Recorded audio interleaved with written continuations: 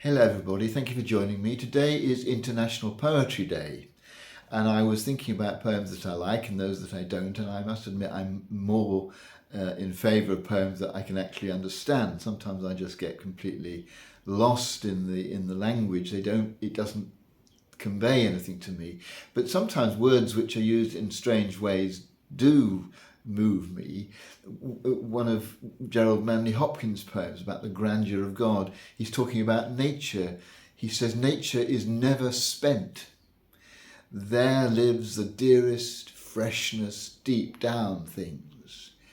Well, it's not grammatical, but you get a sense of nature and its wonder and the depth of it and the mystery of it. And sometimes too, the poet can come up with a really helpful image. I like Emily Dickinson's work, and she talks about hope. Hope, she says, is the thing with feathers that perches in the soul. It sings the tune without the words and never stops at all. This idea of well, he doesn't actually use the word bird in this, it comes later in the poem, but this thing with feathers that's there all the time. The feathers conjures up for me a picture of being protected and kept safe. And this song that's there permanently inside you. The tune is there, the words not necessarily. A bit like an earworm, although an earworm isn't pleasant, but this song is one that is constantly comforting. But the actual words that go along with the tune, how it will pan out, so to speak, not clear.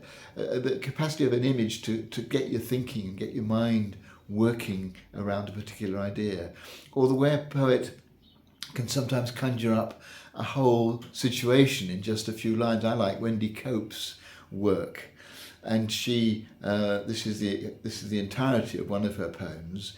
The day he moved out was terrible. That evening she went through hell. His absence wasn't a problem, but the corkscrew had gone as well.